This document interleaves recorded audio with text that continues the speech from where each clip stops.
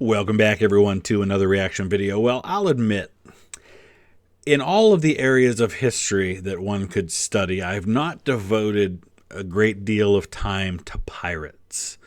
But pirates, especially over the last several hundred years, have actually played an important role in trade, in government policies, in wars that have happened. Really one of the first wars, I guess you could probably argue the first war the United States gets involved in after winning her independence is going to be against the Barbary pirates.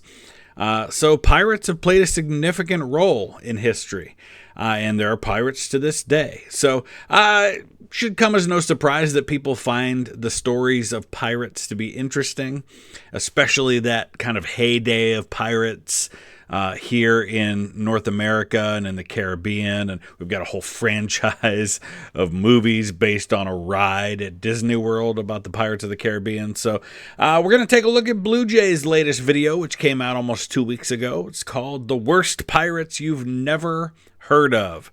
So I expect to learn some things I didn't know about, and I'll try to offer my own commentary and talk about and give some context to this stuff where I can. I want to give a shout out and a thank you to Brent from Tiffin, Iowa. Brent, thank you so much for your generous support as an executive producer level patron. Really appreciate it. Could not do this without you. Let's go ahead and dive into this one. And I should have mentioned, the link is in the description so you can check out the original content without my commentary. Please make sure you're supporting BlueJay. He does some great stuff, and I think it's very entertaining and very educational at the same time, so we want to encourage him to keep making videos. This video is sponsored by World of Warships. At the height of the morn, the sun pierced its cloudy prison to cast its radiant gaze upon Captain Johnny P. Ritt, the scourge of the seven seas. Squinting through the brilliance of molten Johnny P. Ritt, as in pirate? Gold rays, the young pirate swaggered along the length of his schooner, every second step proclaimed by the resonating clunk of his peg leg on weathered timbers. The splashing sea sent sparkling salty spray, showering the sun-soaked smiling sailor, accenting his striking pose like a badge of valiance. At the bow of his ship, the aspiring pirate's eyes locked onto his approaching prey. The prized galleon of the Spanish treasure fleet, and a soon-to-be first big score as captain of the Flintlock Fiends. With a wave of his hand, these poor rapscallions would bear witness to the wrath and judgment of his schooner's payload. All that was left to invoke his trial by iron and flame was one word: fire! While the adventurous tales of Bartholomew... I kept waiting for something to happen. It was BlueJay. It was way too serious. It was all very standard YouTube video-y, which I knew couldn't be a BlueJay video. I knew something was going to happen. Roberts, Francis Drake, and Blackbeard paint a tantalizing picture of life plundering booty on the high seas. The gods of statistics and reality are always there to remind us that pirate life was much more likely to be as successful and abrupt as our little friend Johnny's here. That makes a great point just about history overall. We tend to spend so much time focused on the outliers that a lot of people who don't really dive too deeply into topics, like myself when it comes to the history of pirates, might think that the few stories they know about are representative of all of the stories, when really those are the exceptions, not the rule. Great example of this is when we talk about the Wild West. You know, what are the stories people know? They know the stories of people like Billy the Kid and of the gunfight at the OK Corral. And so we kind of apply that standard to the entire time period and to the entire region. And we think that every town in the Southwest United States in the latter half of the 19th century was just full of gunslingers that were constantly dueling it out in the streets, because those are the stories we know. That's not necessarily how it always was, though. Same thing with pirates. The really successful ones are the exception, not the rule. For every pirate who succeeded in finding riches, there were dozens more who ended up as pathetic, wretched, miserable failures. Sometimes in many pieces. That's right, we're talking piracy, of the seafaring variety. So cock your flintlocks and chase some parrot flocks, because today we're gonna talk about the worst pirates you've never heard of. He does make an interesting point there, though, about the term piracy having a different meaning today than it did for a lot of history. I mean, granted, there are still those kinds of pirates who take over ships, and we hear a lot about that happening right now in the Middle East and places like that. But piracy to us has also been for a long time people stealing music and stealing software and movies and things like that for streaming.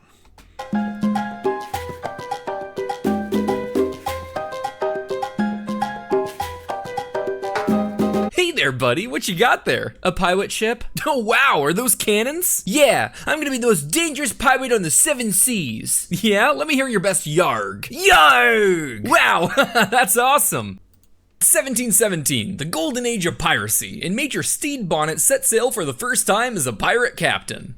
And also for the first time ever. There were numerous ways one could find themselves pirating during the Golden Age. Many were poor sailors seized by dreams of riches and freedom. Others were normal sailors seized by pirates for their riches and freedom. And some were seized by the Royal Navy before seizing command to seize riches and freedom.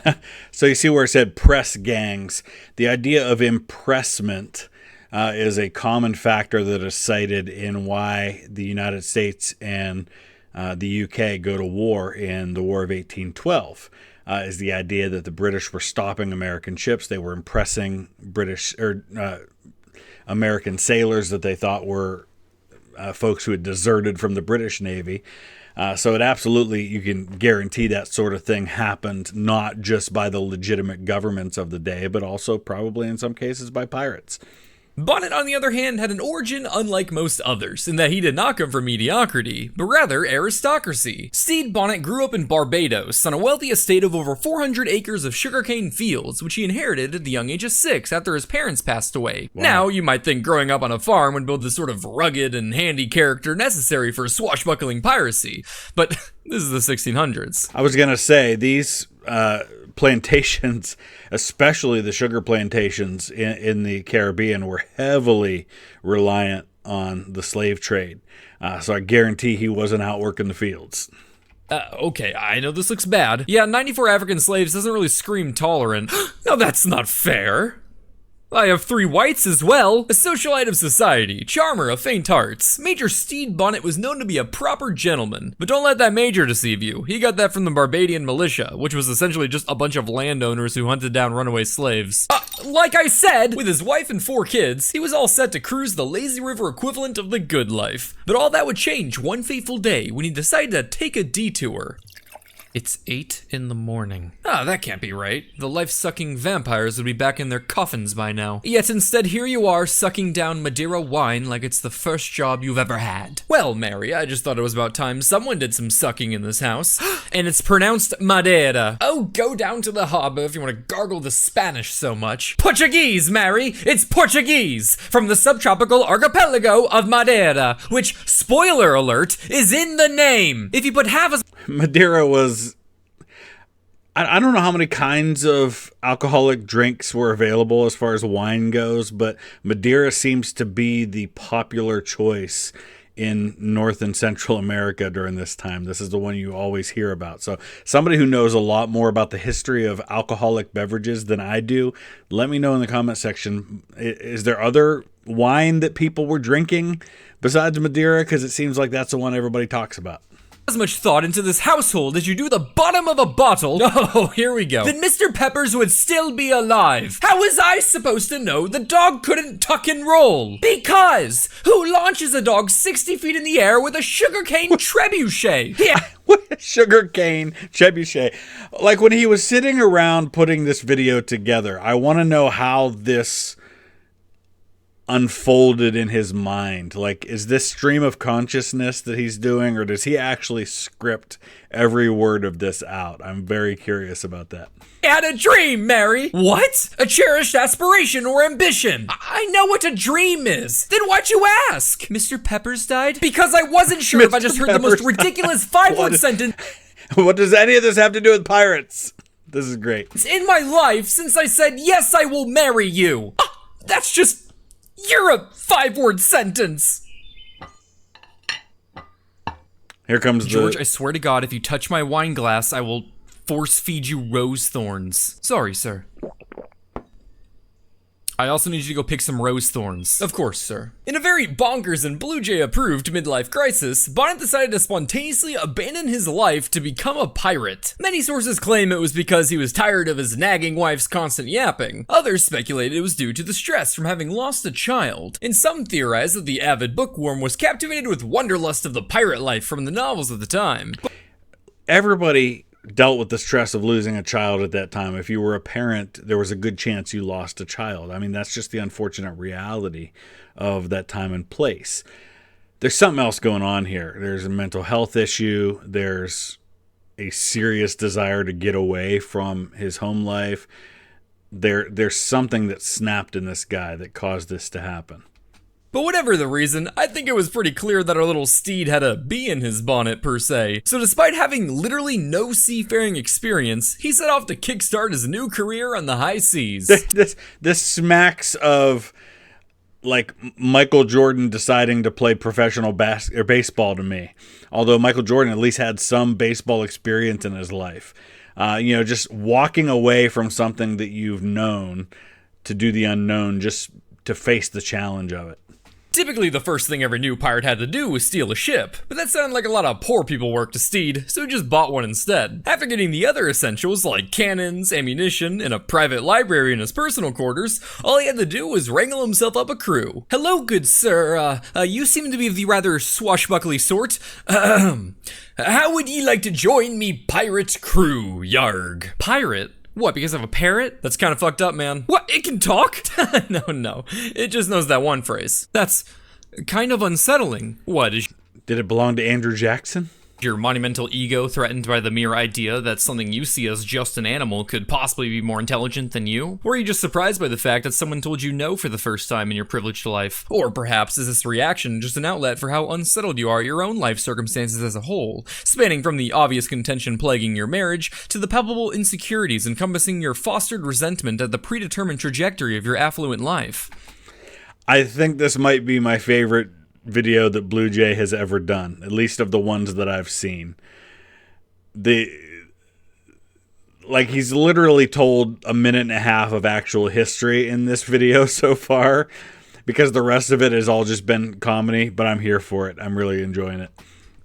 Okay, maybe two. Brock? After gathering a crew, Bonnet kept up his tradition of breaking pirate tradition by paying them a salary from his own fortune, as opposed to the norm of just splitting shares of plunder. With all his boxes checked, the gentleman pirate snuck out of his home, out of the island, and out of a family that he would never see again. Adjusting to the pirate life aboard the Revenge would have been rather interesting for Bonnet. Instead of his usual lavish courses of veal, caviar, and gummy worms, which I only assume are staples of every wealthy man's diet, he would have had to settle for slabs of salted meat, dry biscuits, and whatever other critters they could scrounge up whilst plundering booty. Oh, how cute. I think I'm gonna call you Donatello, which isn't a reference for anything yet. No, it's not.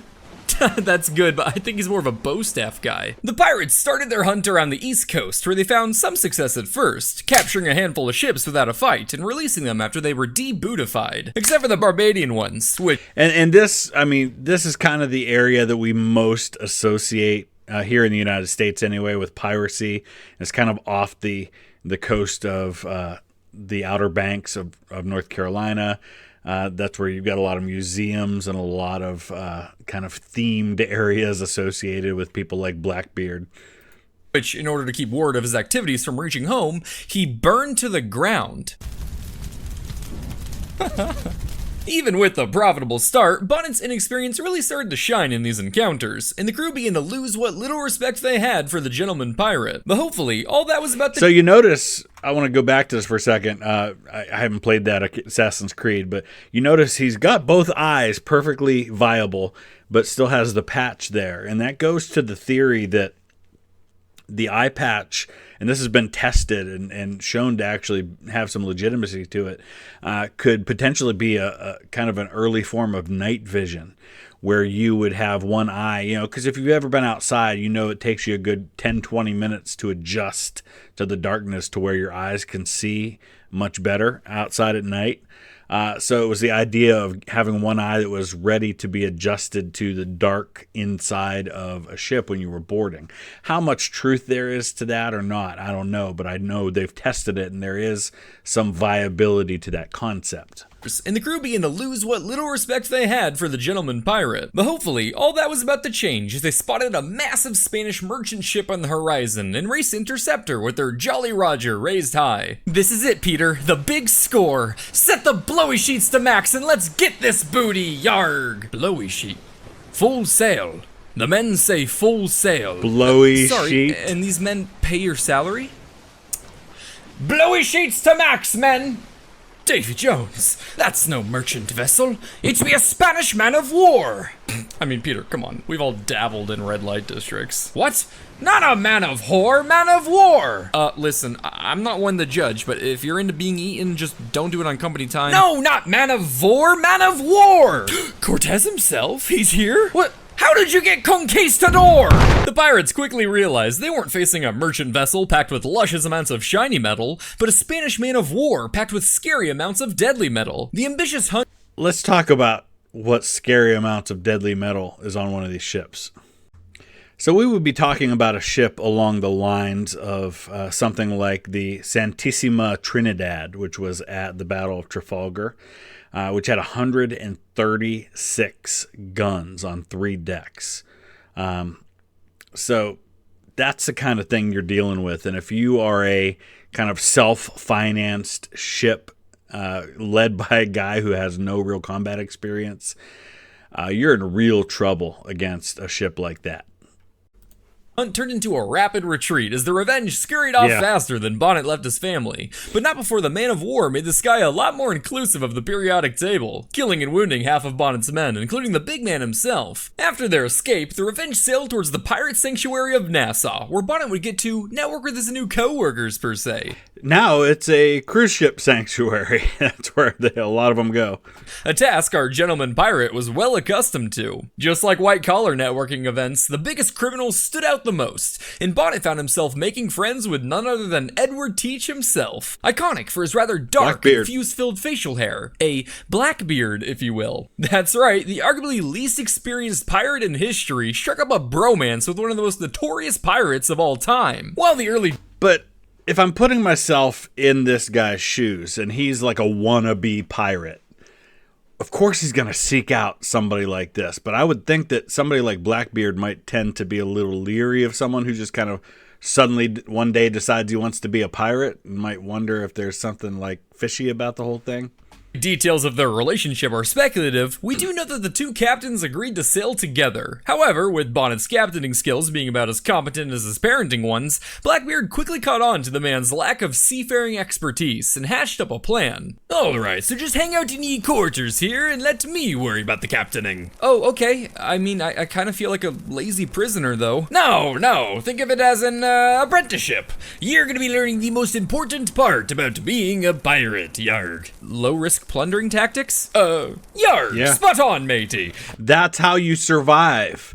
You live to fight another day.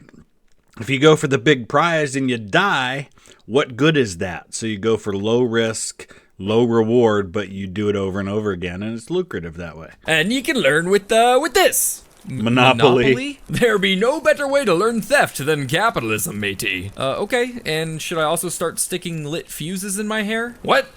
Oh! I will, without getting into a debate about different kinds of government systems and economic systems, I would disagree that capitalism is the best way to learn theft. I think every form of economic system has its ways of thieving. It's just who's doing the thieving. Is it private corporations or is it the government? There's always a way to steal from people and take their money. Oh shit! Wow, that could have been bad. I swear they have a mind of their own. They do. Anyway, to work with ye. Pirating be tough work, fit for only the strongest men. Sir, you're, missing ice cream time. You better have saved pistachio. Blackbeard persuaded Bonnet to give up command of his ship and become just a measly passenger aboard it. A change that was definitely a relief for Bonnet's crew. The Revenge found a good deal of success under Blackbeard, all whilst Bonnet kinda just hung around awkwardly like an engineer in Well, pick a social setting. Day after day, Bonnet's command felt more artificial than a Call of Duty code of conduct. You are the money man. You're funding this project. You're not in charge of it anymore. He felt past the point of no return in his pirate life, and even confided in some crewmen that he was tired of it and would gladly leave it all behind to live life anew in Spain or Portugal. A few weeks later, according to some versions of the story, Blackbeard would get a new flagship and separate from Bonnet after reinstating him as captain. Sailing through the Bay of Honduras, Bonnet and his men soon found themselves face to face with a new prize. A massive 400-ton, 26-cannon merchantman, the Protestant Caesar. So, Protestant Caesar, what a name. So this is 1718. So we're talking, 60 years before the American Revolution. This is 100 years before Mexico is going to be becoming an independent nation. So this is still, looking at it from the other end, just 100 or so years on from things like Jamestown and the Pilgrims. We're only about 200 plus years from when all of this was settled in the first place, or all of this was explored in the first place. Or too attractive for Bonnet to let slip by. Having much more combat experience than his run-in with the man of war the year prior, Bonnet closed the distance, cut behind his prey stern, and opened fire. Bonnet lost the cannon fight and retreated into the night with his... Yeah, you have to. I mean, you got a smaller ship, which means you're faster and you can maneuver, and if you have really skilled captain and crew, maybe you can do something with that and get behind them and try to rake the stern, but you still have to get in close, and that means somebody with any experience on a big ship's gonna light you up with their guns. Timbers thoroughly shivered, leaving his crew to grow ever more resentful towards their gentleman captain, who just couldn't seem to catch a break. This is gonna turn After bad making for him. port, they just so happened to run into Big Daddy again, who proposed Bonnet be replaced by a new captain named Richards, a proposal Bonnet's crew wasted no time in accepting. Having once again lost command, Bonnet was back to being a puppet, challenging Elmo's record for the longest time spent with a hand up their ass. Fast forwarding a little bit, because believe it or not, there are other pirates I want to talk about, both Blackbeard and Bonnet decided to surrender themselves for a pardon, the latter taking a small boat to a town in North Carolina to do so. In 1717, King George I was getting real fed up with the amount of swashbuckling and debootification plaguing the high seas.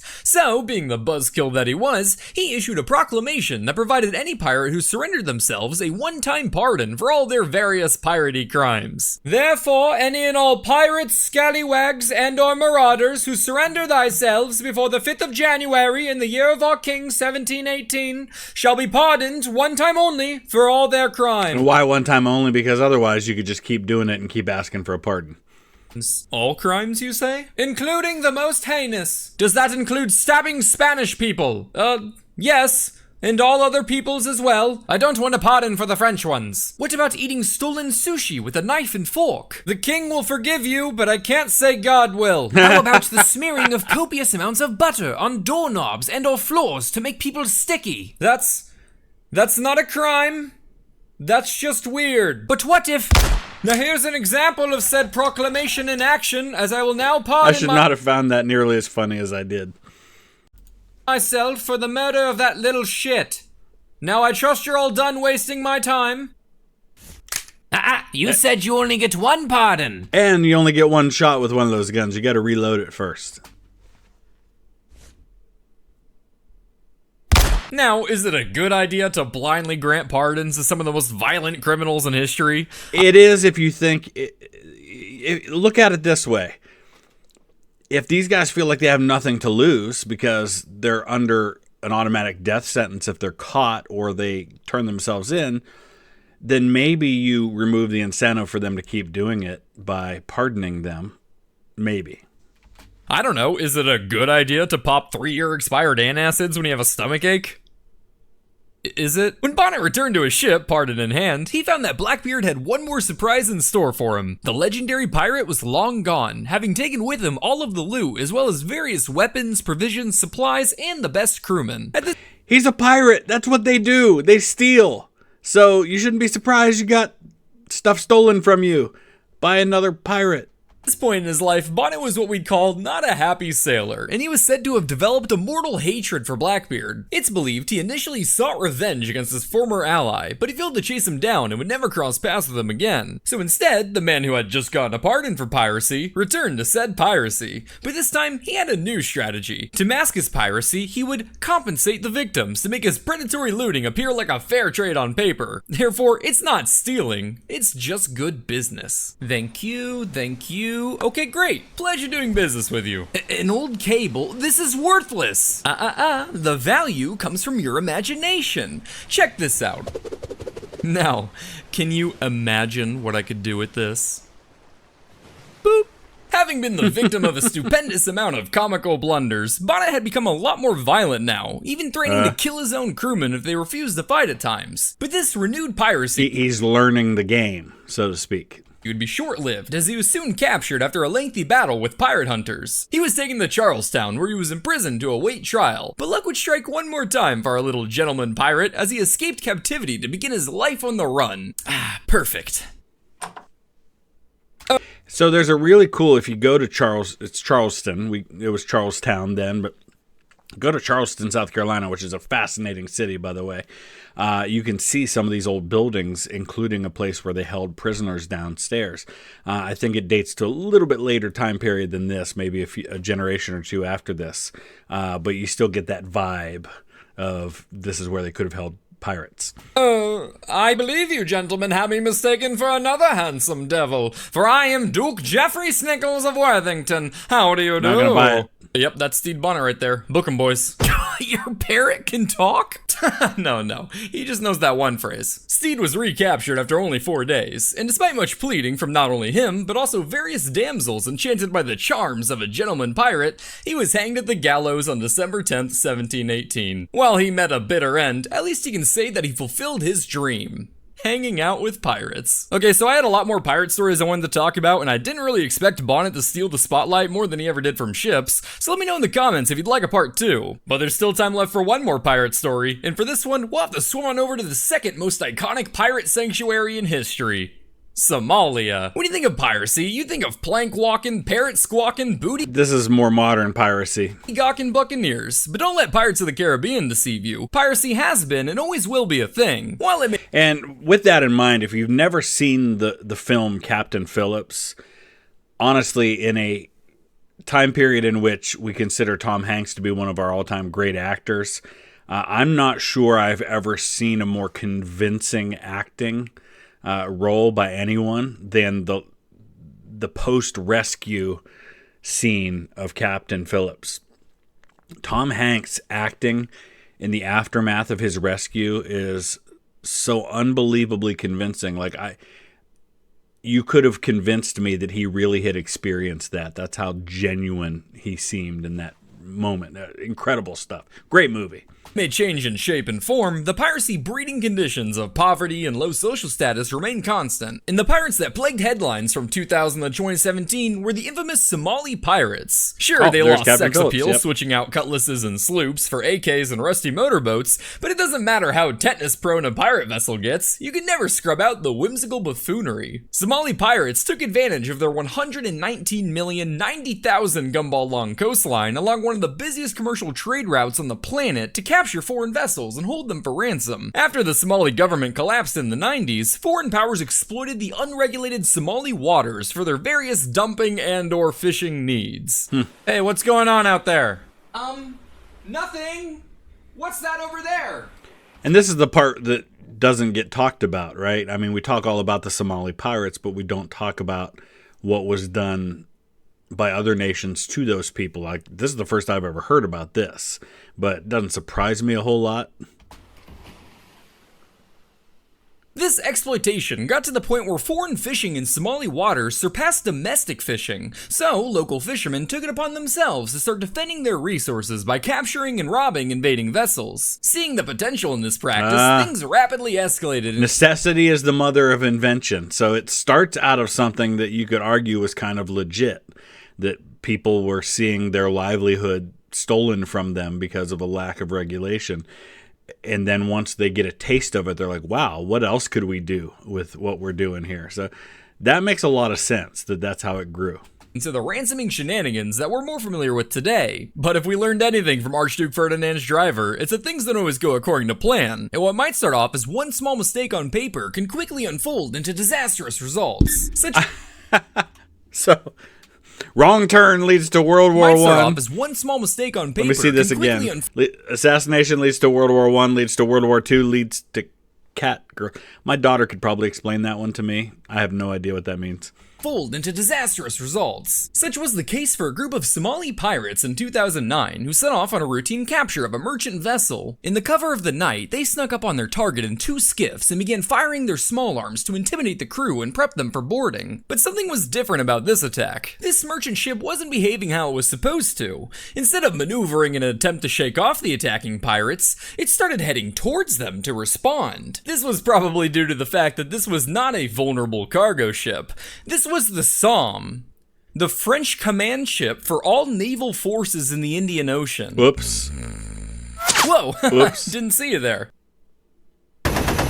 In the darkness of the night, the pirates mistook the silhouette of the Somme to be a civilian merchant vessel, so what started off as a routine assault quickly turned into a hasty escape for their lives as the French warship began its pursuit. The skiffs split up, forcing the Somme to pursue one of them for an hour before they finally surrendered and were arrested. You could probably imagine the French crew got a good laugh out of this. I mean, Somali pirates in glorified canoes attacking a warship in the middle of the night was probably the stupidest thing to ever happen to them. Until 6 months later when it happened again. Again? You guys. Like Then fires the 50 cal. See, a lot of these civilian ships, they don't heavily arm themselves. And so, like if you see in the movie Captain Phillips, they're shooting like high velocity streams of water at them. But they're not firing anything that would necessarily be lethal. They're just trying to deter them from being able to board. So they're not expecting to get fired on by 50 caliber machine guns and things of that nature. Blind person with a bow and arrow, the pirates kept hitting the wrong target. Again, accidentally attacking the French warship in the night before they realized their mistake. But as we all know, blind people are very easy to tackle. So while they tried to run, the Somme gave chase and promptly captured them. Now, you're probably waiting for me to say this happened yet a third time, and you'd be wrong. This has happened like dozens of times, and not just with this ship, mind you. I found stories of pirates attacking warships from not only France, but from Spain, America, the Netherlands, Kenya, and so on. Now, accidentally attacking a military tanker you thought was a cargo ship is a little understandable, but accidentally attacking a Floreal-class frigate sporting what is clearly a 100mm ticket to the afterlife is a conversation A 100mm ticket to the afterlife. I really wish I could have overheard. Are we sure this is a cargo ship? Yeah, look, you can see the containers right there. What about that long-angled tube pointed precariously That's outward just a 5-inch as if in gun, an nothing to aiming worry about. fashion? Oh. Well, that's obviously a pool noodle. Pool noodle.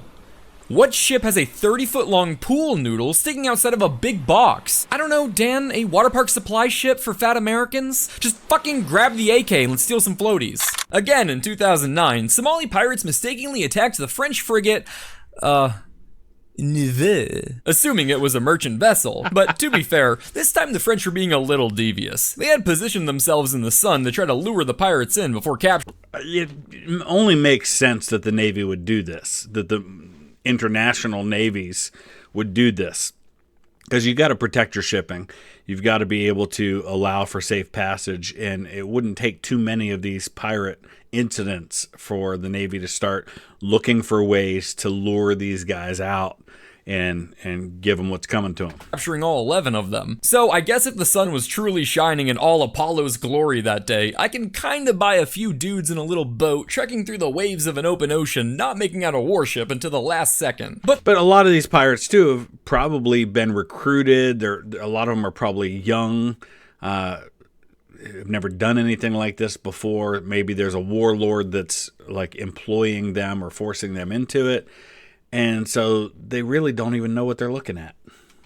But there's really no excuse for the time in 2006 where Somali pirates were faced with not one, but 2 US Navy warships and still decided to fight. An American destroyer, the USS Gonzales, was on an anti-piracy patrol when it spotted what looked like a pirate mothership on the horizon. It was joined by the missile cruiser, the USS Cape St. George, who both trailed the oblivious pirates until dawn. They then sent boarding teams and inflatable boats to investigate, but once the Somali buccaneers noticed them approaching, they decided to open fire on the boarding parties from nearly point-blank range. The Americans returned fire as they retreated, but this was only the tip of the batshit insane iceberg that was these pirates' decision-making skills, as they then decided to shoot their AKs and RPGs at the American They turned around and attacked the main ships? Gutsy. Destroyer and missile cruiser. Hey, so this is a destroyer, right? Correct. Short for torpedo boat destroyer, actually. They were invented to specialize in destroying specifically smaller vessels. Oh, yeah. Anyway, fulfilling its ancient duty, the American destroyer made short work of this battle, igniting a skiff in American hellfire when its tracer rounds hit a fuel drum. This seemed to be just the stimulant the other People don't realize, you know, we think of destroyers as little ships, but they're actually really big still. I mean, these are large boats by the standard of anything other than a nation's navy, or cruise ships of today, which are ginormous. But these are heavily armed. And these destroyers can go toe to toe with pretty much anything that is not a bigger ship from a navy, and even then they're armed to take on ships from a distance like you wouldn't believe. I mean, these are not ships to be messed with by pretty much anybody.